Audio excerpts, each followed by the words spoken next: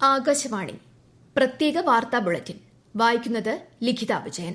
നിർമ്മാണ മേഖലയെ പരിപോഷിപ്പിക്കുന്നതിന് സർക്കാർ പ്രൊഡക്ഷൻ ലിങ്ക്ഡ് ഇൻസെന്റീവ് സ്കീം ആരംഭിച്ചതിലൂടെ വിവിധ മേഖലകളിൽ ഇന്ത്യ ലോകത്ത് മുന്നിലെത്തിയതായി പ്രധാനമന്ത്രി Narendra Modi. Andhra university engineering college മൈതാനത്ത് പൊതുയോഗത്തെ അഭിസംബോധന ചെയ്യുകയായിരുന്നു അദ്ദേഹം. ആന്ധ്രാപ്രദേശിൽ 2 ലക്ഷം കോടി രൂപയുടെ വികസന പദ്ധതികൾക്കും പ്രധാനമന്ത്രി തുടക്കം കുറിച്ചു. 18ാമത് പ്രവാസി ഭാരതീയ ദിവസ് ആഘോഷങ്ങൾക്ക് ഒഡീഷയിൽ തുടക്കമായി. 75 രാജ്യങ്ങളിൽ നിന്നുള്ള 6000-ഓളം പ്രവാസി ഇന്ത്യൻ പ്രതിനിധികൾ പങ്കെടുക്കുന്ന സമ്മേളനം പ്രധാനമന്ത്രി നരേന്ദ്രമോദി നാളെ ഔദ്യോഗികമായി ഉദ്ഘാടനം ചെയ്യും. യുവ പ്രവാസി ഭാരതീയ ദിവസ് പരിപാടിയോടെയാണ് 3 ദിവസത്തെ സമ്മേളനത്തിന് ഇന്ന് തുടക്കമായത്. ശബരിമല മാസ്റ്റർ പ്ലാനിന് അനുസൃതമായി തയ്യാറാക്കിയ സന്നിധാനത്തിന്റെയും പമ്പ ആൻഡ് ട്രക്ക് റൂട്ടിന്റെയും ലേ ഔട്ട് പ്ലാനിന് സംസ്ഥാന മന്ത്രിസഭായോഗം അംഗീകാരം നൽകി. സന്നിധാനത്തിന്റെ വികസനത്തിന് 3 ഘട്ടങ്ങളിലായി ആകെ 778.17 കോടി രൂപയാണ് ലേ ഔട്ട് പ്ലാൻ പ്രകാരം ചെലവ് കണക്കാക്കിയിരിക്കുന്നത്. പാലക്കാട് കോഴിക്കോട് ദേശീയപാതയിൽ പനയമ്പാടത്ത് ചരക്ക് ലോറി മറിഞ്ഞ് മരണമടഞ്ഞ 4 വിദ്യാർത്ഥിനികളുടെ കുടുംബങ്ങൾക്ക് മുഖ്യമന്ത്രിയുടെ ദുരിതാശ്വാസ നിധിയിൽ നിന്നും 2 ലക്ഷം രൂപ വീതം ധനസഹായം നൽകാനും തീരുമാനമായി. 63ാമത് സംസ്ഥാന സ്കൂൾ കലോത്സവത്തിൽ 1008 പോയിന്റ് നേടി സ്വർണ്ണക്കപ്പിൽ മുത്തമിട്ട് തൃശൂർ ജില്ല. 1/4 നൂറ്റാണ്ടിന് ശേഷമാണ് കലാകിരീടം തൃശൂരിലേക്ക് എത്തുന്നത്. 1007 പോയിന്റുമായി പാലക്കാട് 2ാമതും 1003 പോയിന്റുമായി കണ്ണൂർ 3ാമതുമെത്തി. ലോകത്തിനു മുന്നിൽ നമുക്ക് തലയെടുപ്പോടെ അവതരിപ്പിക്കാൻ കഴിയുന്ന മഹാമേളയാണ് സംസ്ഥാന സ്കൂൾ കലോത്സവമെന്ന് സമാപന സമ്മേളനം ഉദ്ഘാടനം ചെയ്ത് പ്രതിപക്ഷ നേതാവ് വി.ഡി. സതീശൻ പറഞ്ഞു. പരാതികളില്ലാതെ ഭംഗിയായി കലോത്സവം സംഘടിപ്പിച്ചതിന് പൊതുവിദ്യാഭ്യാസ മന്ത്രിയെയും വിദ്യാഭ്യാസ വകുപ്പിനെയും പ്രതിപക്ഷ നേതാവ് അഭിനന്ദിച്ചു. എല്ലാ വിഭാഗങ്ങളുടെയും ഇൻക്ലൂസീവ് മേളകളായി കലോത്സവങ്ങളെ മാറ്റുമെന്ന് മന്ത്രി വി. ശിവൻകുട്ടി പറഞ്ഞു.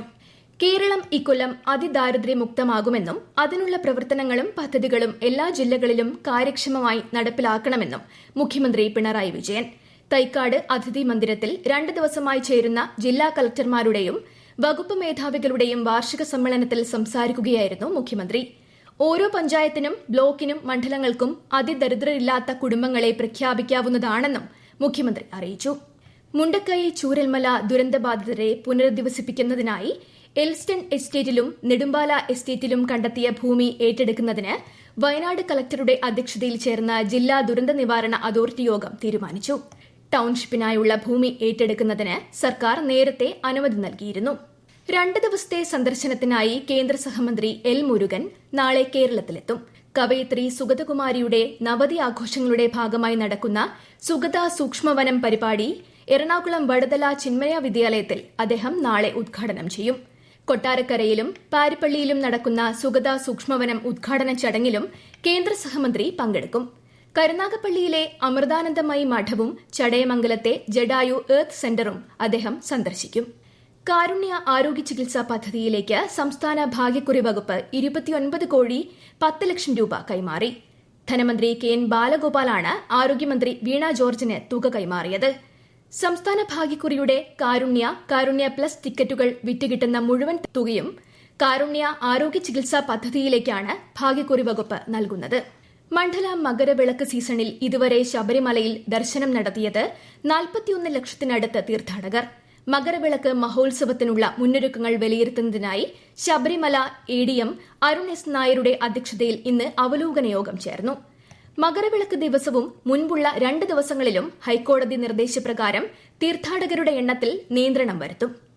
പെരിയ ഇരട്ടക്കൊല കേസിൽ മുൻ എംഎൽഎ കെ വി കുഞ്ഞിരാമൻ ഉൾപ്പെടെയുള്ളവരുടെ ശിക്ഷ സ്റ്റേ ചെയ്ത ഹൈക്കോടതി വിധി ആശ്വാസകരമെന്ന് സിപിഐഎം സംസ്ഥാന സെക്രട്ടറി എം വി ഗോവിന്ദൻ. 5 വർഷം കഠിന തടവിന് വിധിച്ച 4 പ്രതികളുടെ ശിക്ഷയാണ് കോടതി സ്റ്റേ ചെയ്തത്. ക്ഷീരമേഖലയിലെ സംരംഭകത്വത്തെ പ്രോത്സാഹിപ്പിക്കുന്നതിനും കർഷകർക്കായുള്ള ക്ഷേമ പദ്ധതികൾ നടപ്പിലാക്കുന്നതിനുമായി മിൽമയും കേരള ബാങ്കും തമ്മിൽ ധാരണാപത്രം ഒപ്പുവച്ചു. ക്ഷീര കർഷകർക്ക് ലളിതമായ വ്യവസ്ഥയിൽ കേരള ബാങ്കിലൂടെ 3 ലക്ഷം രൂപ വരെ വായ്പ ലഭ്യമാക്കുന്നതിനായി ഇരു സ്ഥാപനങ്ങളും ചേർന്ന് പ്രവർത്തിക്കും. 3 വർഷമാണ് ധാരണാപത്രത്തിന്റെ കാലാവധി. കേന്ദ്ര സർക്കാർ നടപ്പിലാക്കുന്ന വിവിധ ക്ഷേമ വികസന പദ്ധതികൾ സംബന്ധിച്ച 2 ദിവസത്തെ സംയോജിത ആശയവിനിമയ ബോധവൽക്കരണ പരിപാടിക്ക് സുൽത്താൻ ബത്തേരിയിൽ തുടക്കമായി. പ്രത്യേക വാർത്താ ബുള്ളറ്റിൻ കഴിഞ്ഞു. അടുത്ത വാർത്താ പ്രക്ഷേപണം നാളെ രാവിലെ 6:45-ന്.